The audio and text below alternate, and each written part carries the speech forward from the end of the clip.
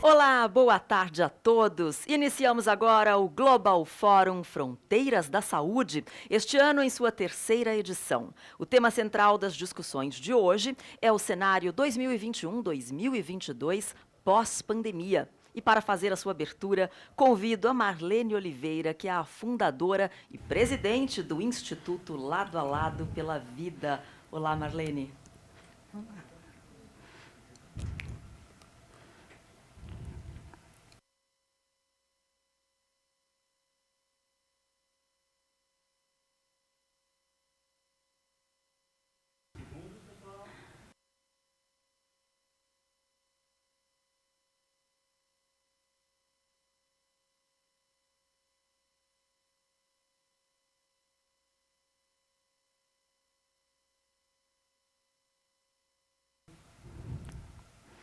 Bem-vindo, bem-vinda ao terceiro Global Forum Fronteiras da Saúde. Eu sou Marlene Oliveira, fundadora e presidente do Instituto Lado a Lado, organização da sociedade civil que há 13 anos atua com o propósito de mobilizar e engajar os brasileiros nas questões relevantes sobre a saúde, trabalhando para que a população tenha informações de qualidade e acesso digno e de qualidade em todas as fases da vida. Ao longo de nossa trajetória, estimulamos a consciência coletiva dos brasileiros sobre saúde com responsabilidade, ética e transparência. O Instituto Lado a Lado pela Vida também desenvolve ações e campanhas de prevenção e conscientização para o diagnóstico precoce de doenças cardiovasculares e câncer, e é a única organização que atua em prol da saúde do homem no Brasil. Um relevante exemplo do nosso grande trabalho é a campanha Novembro Azul, criada por nós aqui no Brasil há 10 anos, que provocou uma positiva mudança e estimulou os sistemas e a população a olharem para a saúde dos homens por uma nova perspectiva. O Instituto Lado a Lado tem a inovação e a inquietude impregnadas em seu DNA. E foram essas características que nos levaram a criar o Global Forum Fronteiras da Saúde em 2019. Entendemos que o debate e a discussão são extremamente salutares, mas acreditamos que trabalhar em rede, sugerir e propor possibilidade de transformação positiva para a saúde são caminhos ainda melhores. Desde o início da sua criação, muita coisa aconteceu, e somos todos testemunhas de que a pauta da saúde deixou de ser um tema setorial e tornou-se prioridade global. A pandemia elevou a saúde à posição de protagonismo que nós, do Instituto Lado a Lado, sempre acreditamos que ela deveria ter. Hoje, e nos próximos 2 dias, teremos uma agenda robusta desenhada para cobrir 3 pilares prioritários para atuarmos: o cenário desafiador de 2022, a incorporação de novas tecnologias em saúde, e aqui incluímos não só tratamentos, mas todo o ciclo que começa com a prevenção e o diagnóstico precoce e passa também pela gestão nas esferas pública e privada. E o terceiro pilar, fundamental para que o ciclo da saúde seja virtuoso, o financiamento. Necessário para alcançarmos o equilíbrio e reduzirmos a enorme e triste desigualdade no nosso país. Abro aqui um parêntese para lembrar que somente com as despesas relacionadas ao enfrentamento da pandemia da Covid-19, o Brasil destinou 524 bilhões de reais em 2020 e até setembro deste ano, outros 87 bilhões. Olhando esses números que representaram, respectivamente, 15,8% dos gastos públicos no ano passado e 3,11% neste ano, temos uma lição de casa complexa e mais do que atrasada a fazer. Todos nós sabemos que não é viável a promessa do tudo para todos, mas é mandatório que o nosso Sistema Único de Saúde e a saúde suplementar contemplem tudo para quem precisa e na hora certa. Por isso, reforço que a busca da equidade deixe de ser um discurso e pauta de matérias de imprensa e torne-se uma meta coletiva de um compromisso individual de cada cidadão brasileiro. As máximas do "eu não tenho nada a ver com isso" e proporcionar saúde e responsabilidade do SUS foram definitivamente apagadas de nosso vocabulário. A impactante e triste realidade que a pandemia escancarou tem sido importante para deixarmos de lado as agendas individuais. É mandatório que os agentes que compõem os ecossistemas da saúde e da economia trabalhem juntos para alcançarmos a necessária sustentabilidade da saúde. Se não fizermos isso com extrema urgência, seremos devastados por mais um vírus desconhecido, que surgirá brevemente ou simplesmente entraremos no já anunciado colapso que virá com o crescente índice de envelhecimento da nossa sociedade e de todos os diagnósticos precoces represados e a descontinuidade em vários tratamentos. Não vou aqui me alongar mais, pois temos 2 dias longos e intensos, mas também muito estimulantes e instigantes. Espero que todos os que estão aqui conosco hoje e os que aqui estarão durante nossa programação, entre eles os formuladores de políticas públicas, os gestores de saúde, tanto público quanto privado, os pesquisadores, os representantes das sociedades médicas e dos órgãos reguladores, a academia, a imprensa, os líderes distintos de segmentos da economia e a sociedade civil em geral, tenham, ao final desta semana, incorporado o senso de urgência, que é agir para que o Brasil acerte o passo na saúde e rume por um caminho virtuoso, em busca do seu equilíbrio e de sua tão almejada sustentabilidade. Deixo aqui o meu especial agradecimento aos nossos patrocinadores, aos apoiadores e parceiros estratégicos, que confiaram em nós para realizar a 3ª edição deste ousado evento. E também a todos os palestrantes, moderadores e debatedores que aceitaram participar dessa desafiadora missão de discutir as fronteiras da saúde, dedicando tempo de suas agendas por acreditarem que é possível transformar o cenário da saúde no Brasil.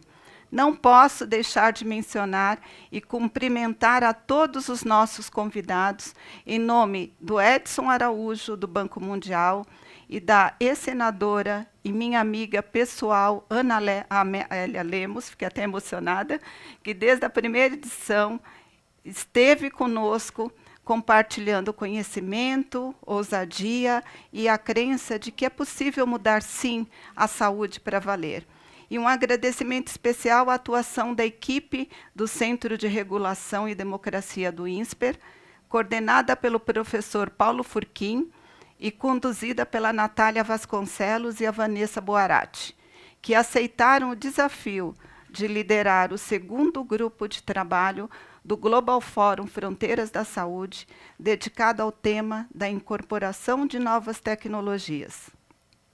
como não construímos nada sozinhos, quero agradecer ao Guto Fonseca, em nome de sua equipe da produtora.com, a Michele, Vanessa e Carla Leal, da RV+, e para encerrar e iniciarmos a nossa agenda, faço um agradecimento e reconhecimento muito carinhoso à minha equipe do Instituto Lado a Lado, por toda a dedicação e empenho para tornar essa edição do Global Forum um marco para o setor da saúde.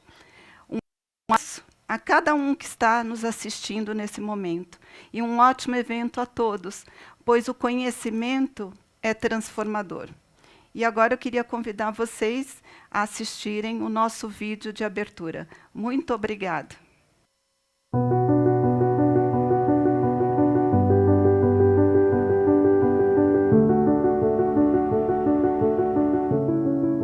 Vivemos agora em um cenário de quase pós-pandemia.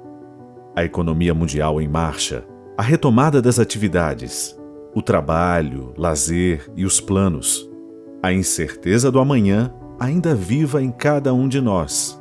Como lidaremos com a saúde nesse novo cenário? E a economia conseguirá enfim andar lado a lado com a saúde? Quais aprendizados serão realidade nessa nova página que todos estamos ajudando a construir?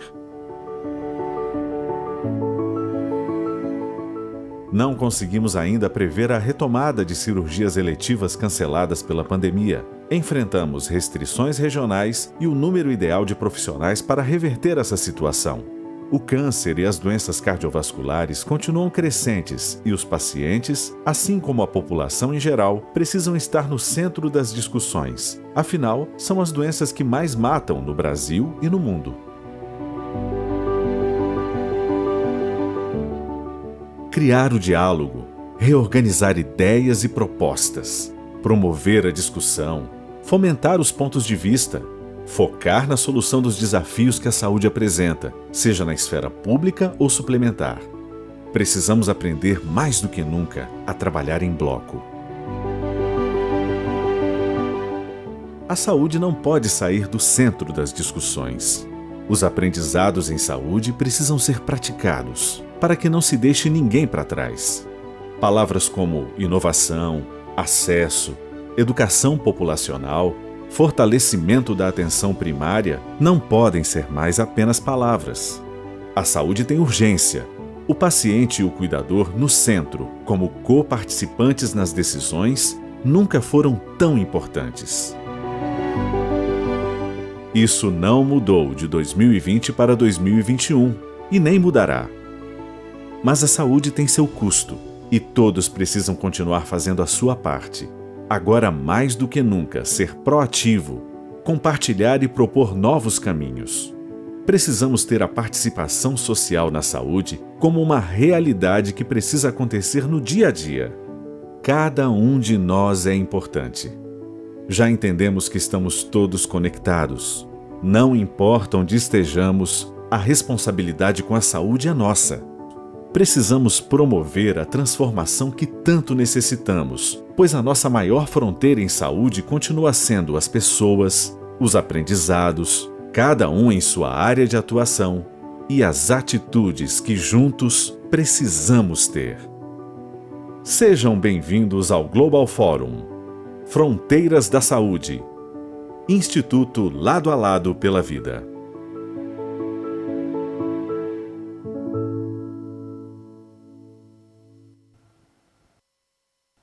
Muito bem, convido agora Nick Goudelmond, professor de Assistência Integrada e Tecnologia e professor de Cuidados Integrados e Tecnologia na Sechenov First Moscow State Medical University, para abordar o tema A Transformação da Saúde, os desafios dos sistemas de saúde.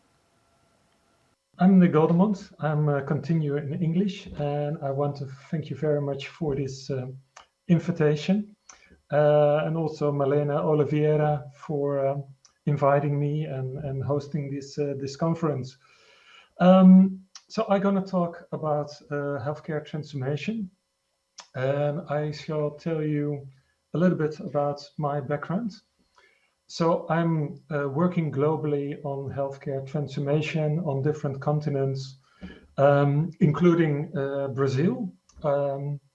And I work with governments, with healthcare organizations, patient representatives, and industry, and help them to transform healthcare. So Brazil, Russia, China, a lot of Eastern European countries dealing with healthcare transformation. And also you see some pictures from Brazil, from Belo Horizonte, and I was quite active in Sao Paulo before the pandemic. So first, I want to talk a little bit about the challenges we have with healthcare transformation. And of course, we know that due to the pandemic, that healthcare systems are quite vulnerable, as you also experienced in Brazil. But this was not unexpected. So also globally, in many countries, US, Europe, Asia, we already suffering from unstable healthcare systems. And this all has to do with a growing aging population, increasing chronic conditions and comorbidities, which require more resources in order to support them because they have more complex problems. And so over the years, we saw increasingly that healthcare systems, including the well-developed systems, became quite unstable. And as you see here on the top row, that also with other outbreaks of infections, also with simple flu, the system getting more under pressure, and accordingly, you see also disruption of societies and economies. So we already knew this for quite a while, but governments didn't took the right measures to prevent this or making the impact less. And here you see an example for the UK. You see here for different years in 2016, 2018, 2019, already hospitals were overflowing with patients with a simple flu, relatively simple flu. So it was already an indication that these systems couldn't cope. There was a shortage of staff, they were overworked, and also the patients couldn't go back to home because the social care services were also not prepared. And so this is just one example of a well-developed healthcare system which facing huge pressures, as we have in the Netherlands and in all kind of other countries. So what I already said, so globally, we are facing with an aging population, meaning in many countries that the proportion of working people relative to elderly people is becoming disbalanced. So in 2007, here you saw 4 working people in the EU on average for 1 elderly person.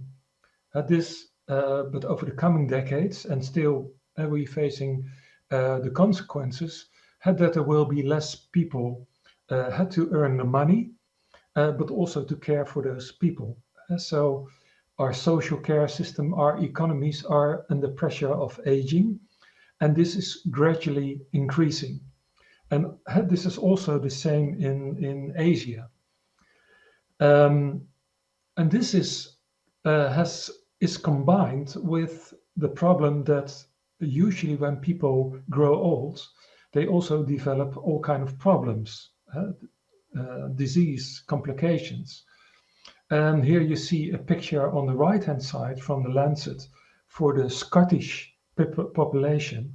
And here you see at the age of 65, on average, you see almost 80% of these people have 1 or more chronic conditions, meaning that the effect on the health and social care system is huge by the aging society.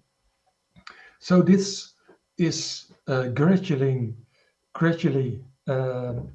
is more intense, and also we have these pandemics happening, which also plays a burden.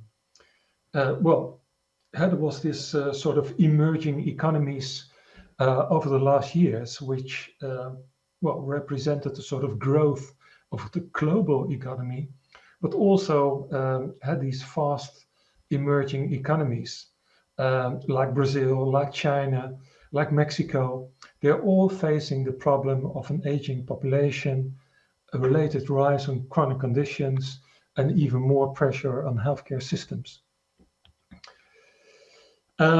Just to also give you the financial perspective, these are already some older numbers on financial or the increase of costs in healthcare and the related growth on GDP and individual income of families in countries. So you can see that the healthcare spending is increasing in every country, while the growth of income of families or a country is not keeping up pace. And this also showing that healthcare is consuming more and more budget from societies, which cannot be invested in education or infrastructure, etc. So this is another indication, financial indication, that we have really unsustainable healthcare systems. So it's clear we need a paradigm shift. And one of the explanation why we are not currently doing well is that we have a system which is very focusing on hospital treatment, on institutionalized care. Often monodisciplinary, which is not suitable for people with comorbidities, and also the community is not so much involved. And this is also not working well for prevention. While we know we should design healthcare systems and healthcare services which are more focused on the community to meet the needs of people with complex problems, social, medical, mental, and where primary care centers and services have a stronger, a bigger role in providing those and managing those services. While relatively the expensive hospital care, which is very reactive, should be less. So this is what we know how it should work, and the implication is that we also should be more person-centered rather than focusing on single organ diseases or complications like we do now. So person-centered care means that you look at the needs of people, and usually they are different from only managing a blood pressure or blood glucose, but they're looking to a holistic view on what are the circumstances where people live in, what are the typical factors which causes sort of behavior which is not beneficial for health. And accordingly, if you know these needs, you try to understand how can we anticipate, how can we provide services, support, in order to keep people more healthier, to work better on prevention. So this is a totally different approach from just waiting until the problems are there and then you start treating with a single solution. And it's also mean that you have to reorganize all the services in the system in order to be more person-centered. So what we know and what you already saw in the previous slide with the more community focus on healthcare is that we know that healthcare system becoming more efficient if you have a filter, an access point in the community, in primary care. Because if you select on a community level the problems of people, you can probably avoid that people are going into the medical system of a hospital, of diagnostics, on laboratory tests, etc. But they can solve relatively easy and cheap at the community level. And when people have more complex needs and need more complex care, you can send them into the sort of process of more complex and advanced care. So to build in mechanisms which do the sort of gatekeeping for filtering out those patients who can easily be treated, be supported, and those who need more sort of complex management with multiple disciplines, it's a very efficient way. So this is also, for example, in Brazil, what could be improved to avoid that hospitals are overflowing, and that the SUS system could better do in filtering and supporting people at the community level. So if people are in need of more advanced care, you also know that if you do more person-centered care based on multiple disciplines, you need a sort of case management by which you can follow the patient throughout the navigating of the system in the hospital, maybe another institution, and then coming back to the community care. So it requires more advanced coordination and planning of care, not only medical care, but also social care, or maybe other aspects which might be relevant in the support of those people. Of course, this needs collaboration and also evidence in order to provide the best care, evidence-based, and also take in consideration the needs and the values of people. So we know that this is effective, this type of system, but it can only work if you share information across the system about the patient. You share information for the management of the patient with different disciplines and colleagues in order to make it efficient. Otherwise, if you don't have information and you don't share it with colleagues or with the patient, it's very difficult to be person-centered and to provide these integrated care services. So what we know from countries who were successful in having this community primary care-based sort of gatekeeping for healthcare systems is that almost 90% of the typical problems of people can be solved at the primary care level, meaning that they don't burden the hospital system with all kind of complaints which are they no need hospital care. So you can allocate your resources to those people who are in really need of hospital care. So only 10% normally is referred to the specialists, and this is the same in Canada, in Australia, etc. So we have many data and evidence on this, on the efficacy.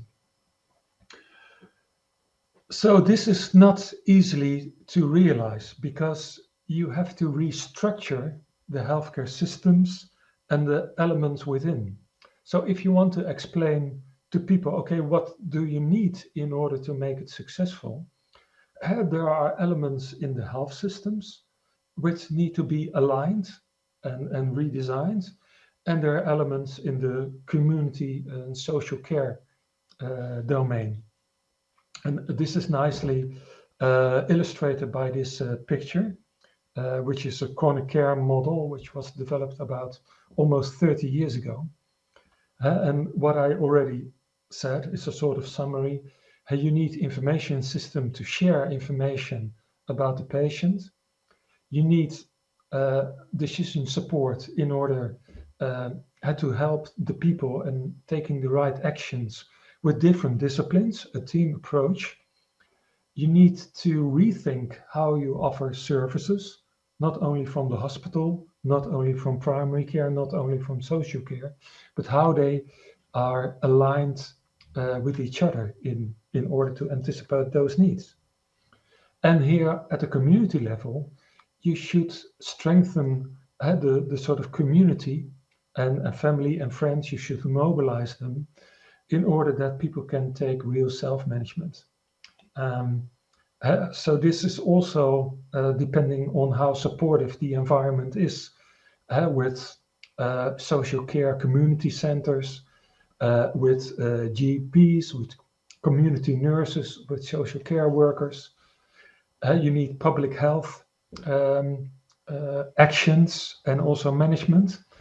And you also need the community. So we also need the people on the streets in order to do this.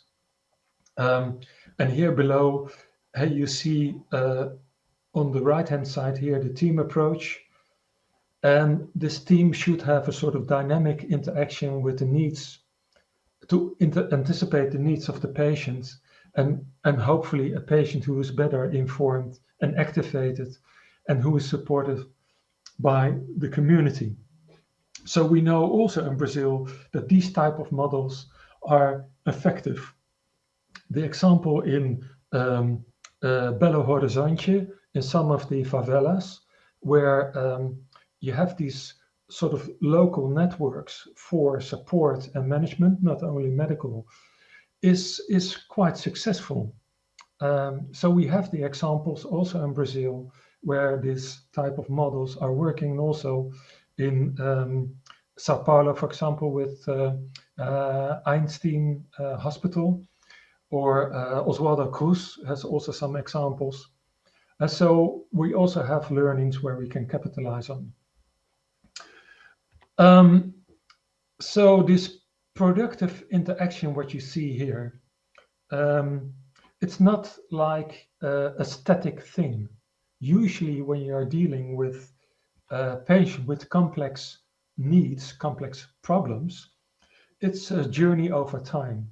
So usually what we see is that people with complex diseases, over time, their needs are fluctuating. Sometimes it's more intense. There are moments where the need for care is less. So this also requires a very dynamic interaction from the health system in order to provide the right care at the right place at the right time. And this is also a challenge often, because we often so much focusing on those simple moments of care. So the real challenge often with providing care for those people is the planning, the logistics, the coordination, decision making in the different points of time for the right needs of these people, and to mobilize each time the disciplines accordingly with a different team or with different experts in order to be successful. And here you see again the importance of information in order to make it work. This logistics, this coordination, decision making, you can't do without interaction, communication, and information. So it's not surprisingly that a lot of the medical errors are due to miscommunication or the lack of information. So integration and the related sort of interaction is key, is what I would say one of the most difficult things in order to establish in new services. Well, this is necessary because if we integrate services, we support collaboration between different disciplines, the outcomes will be better. And if we make navigation of for the patient more easier in the complex world of care, it's also that the patient understands better on what to do in the process.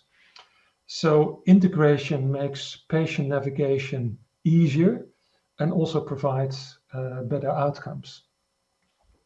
And here, basically the same sort of picture. So if you look here at the left-hand side, there are different levels on how providers and partners, disciplines work together. There are different levels. And the highest level is that it works like one organization, transdisciplinary. And the lowest is that you start with sharing information. And we know that already sharing information is a difficult thing, not only in Brazil, but also in the Netherlands and US, other countries who are doing relatively well. And this is not only true in medical care, but also in other sectors. So you can see this is quite a complex thing, but we know that there are many successful examples on how to establish this. The role of digital. And digital is, of course, related to information sharing. We saw in the pandemic that over time, when the pandemic happened, that due to lockdowns, a face-to-face consultation was not possible anymore. And that healthcare system had to switch where possible to digital interaction. And often this was quite simple through the telephone or maybe a video app. So this is some numbers from the Netherlands where you saw a 5 times increase of teleconsultations and a drop of 31% of normal visits. So many people are very enthusiastic as a sort of side effect of the pandemic that it showed that sort of teleconsultations is possible in systems. And this is a good thing, and we might capitalize on that. But it's important to understand that a digital interaction through an app, email, or a video is not the same as proper care management. So we already in digital applications, we see successes for single disease areas, mental health, cardiovascular risk management, or diabetes. But it doesn't support this often management of people with comorbidities. So the current solutions due to the pandemic, but also the existing digital solutions, are often very standalone and not quite fit for an integrated approach, where you can look at different aspects of the patient's social, medical, mental health, which is integrated for teamwork with other disciplines across different organizations. So we shouldn't cheer too much yet on the role of digital.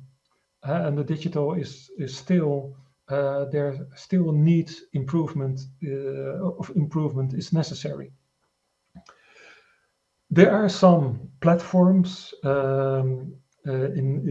active in different countries which support more, let's say, a patient-centered approach with a sort of integrated process along the patient journey.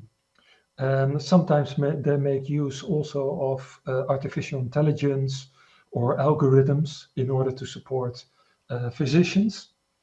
And so these might be very promising developments, but we see also a lot of negative consequences, also in terms of financial gain by these platforms, an overdiagnosis and overtreatment with medications in the sort of business models these models have. But they are promising. Certainly they might contribute to a better efficiency. We have done some work in China with these platforms where we see an overall increase of handling consultations with more than 200%, and a cost reduction by 60%, and a high satisfaction rate, which is quite impressive. And this is a very advanced sort of platform with algorithms, though this is typically also a platform by which we see a lot of overdiagnosis and overtreatment, and the same sort of problems, like it's very single focused on medical issues. So it's not really dealing with elderly people or people with complex problems. They are mainly focused on very simple problems of people. So we still have a long way to go, and there are also some serious consideration by the use of this platform. So some critical remarks there. So you might ask, okay, these integrated care models and redesign of services, how does it work? As said before, I done before the pandemic work in Brazil, where we, by assignment of the government and the hospital federation, ANAPI, we looked at how possibly in Brazil we could work to more person-centered care. And we used an approach which takes the needs of patients as a sort of leading theme for redesigning services. And here you see the three examples like we use for the Brazilian system. And this is Ana. She's a young woman. She has diabetes type 1. She developed breast cancer. She's living in Sao Paulo. She's relatively wealthy, well educated. And because of her condition, but also because of her social context, her journey, ideally through the system, is very different from João, who lives in the northwest, has Parkinson, has had a hip fracture due to a fall, and where he lives in an environment where there's not much resources. And so how could we improve the sort of care services for João? And Teresa is a young girl with mental health problems living in another place in Brazil. So we use these examples. These are fictional examples, but they are illustrative for typical patients in the Brazilian system, and how do they navigate in the SUS system and in the private systems, and to see, okay, what are their typical problems? What do we know from these type of patients in this system? And use this to look for improvements. So we took the story of Ana and their sort of process, their journey to the system with a sort of patient journey mapping. And you see in sort of tool we use for this, where we can identify the needs and the problems and events related to her disease throughout time. And so we can make a sort of inventory on, okay, what is the current situation? What's the current system is doing for Ana? Where are the problems? What goes well? What goes wrong? So we did this for these patients, for Ana, for João, for Teresa. And accordingly, with the stakeholders from ANAPI, but also patient representatives, from payers, from policymakers, we had them in the room and we let them reflect on the typical patient journey of Anna, Teresa, and João. So they could understand from the patient perspective on what are their needs, where are the problems. And this sort of co-creation sort of approach, which you see here in the middle, which is a sort of process where you first identify, you discuss the problems, you try to find solution, and then check them again with the users, is a way how you can think about redesigning services and also what are the implications for the system. Also, we had these sessions in Albert Einstein Hospital with a lot of colleagues, with patients, etc., doing the same sort of exercises on how does the ideal patient journey for a typical patient look like. And so the involvement of users, for patients and their needs, is critical to rethink services. You should have a process approach, and during this process you capture the information about what goes well and what goes wrong. You identify the challenges during this course. You discuss the issue, the different perspectives from with the stakeholders, and then you can think about solutions and what is required from those people in order to change this. And this is also creating a sort of support and understanding about why do we need to change and how do we need to change. Of course, if you rethinking services on a community level, in a very practical way, you do this in a community, you do this in a neighborhood, in a city area, or in Belo Horizonte, in a favela. It's very practical. And we know that often when you want to change healthcare services, it's changing the service is not only is not sufficient. You often need higher system aspects like regulation, like financing, like other aspects in order to make it happen. So therefore, you not only need a bottom-up approach with the people, with the patients, with the doctors, you also need to involve policymakers, the payers, regulators, in order to align these elements to support the local community. And the same applies not only for the implementation of new services, but also for the upscaling.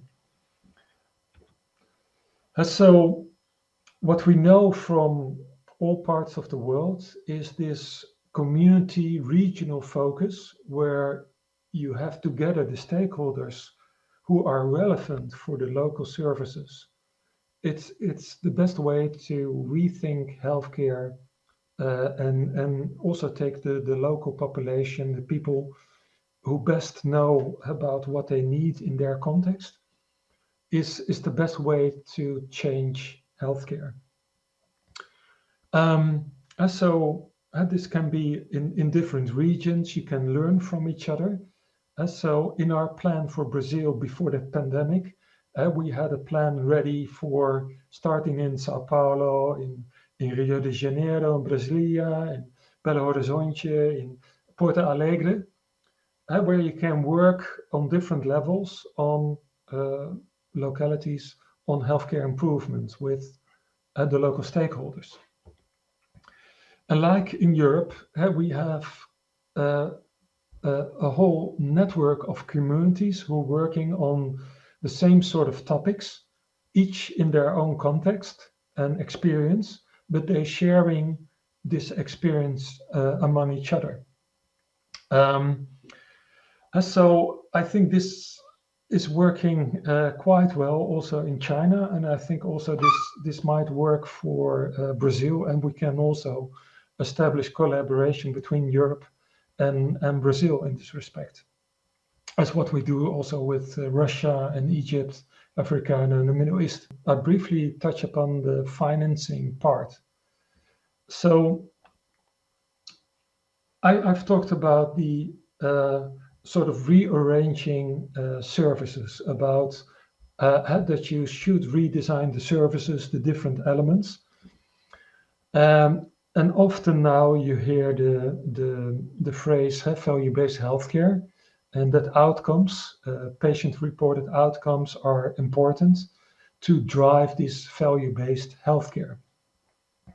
And basically, this model is based on you have a sort of patient here on the left-hand side with a certain health status. On one hand, on the other hand, you have a healthcare system who's providing services and offering these services in order to improve health or prevent complications. And this is resulting in outcomes. It's what you see here in the middle.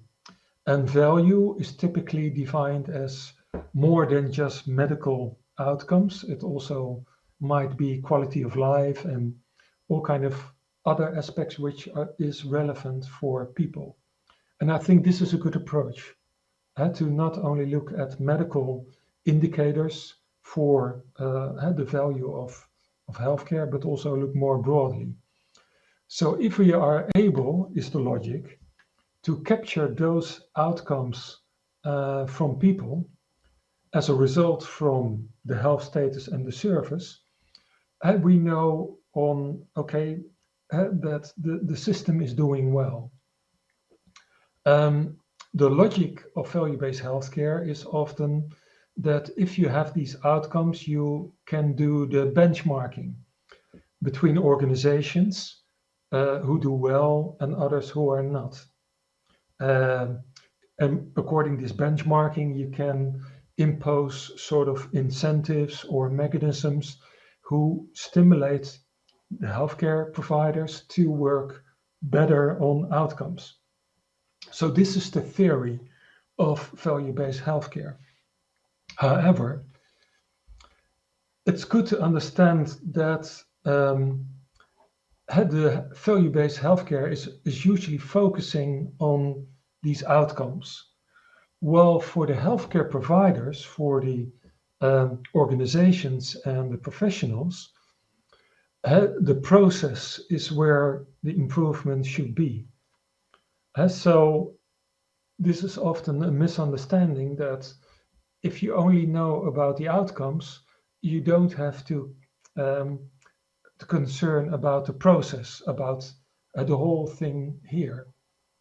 And there are all kinds of methods how you could improve the process of care by all kinds of approaches. But you need information in order to do so. And also you need the sort of strategy and vision and the climate in order to make it happen. So the point is here that although outcomes and performance-based financing is a good mechanism to improve healthcare, you shouldn't forget about all the necessary thing to provide to improve the process of healthcare. And this is not so easy as what I told you in the previous slides. And you need this sort of process improvement and also the thing I mentioned of service integration if you want to really look at the patient outcomes. So if you don't have a fully integrated service, you don't have information about the outcomes, the value-based outcomes. So many of the examples in value-based healthcare are still quite limited to one or two organizations. It's very seldom you see an overall patient journey by which they have also the outcomes and related payments. So we have also here still a long way to go in order to integrate the services, and then you can talk about the outcomes as a result of the whole patient journey and the care provision. So these were things I wanted to share with you about healthcare transformation, and that we have to transform because our systems are not sustainable, that we should integrate, and that digital might play a role, but it's not the golden bullet. There are many issues related, but it can help. I told you about the co-creation, the patient-centeredness, which can help you to transform the services, and also where the local communities are very important in this to make it work and to define the proper services. And that you also need the system as a whole in order to make it happen at a local level.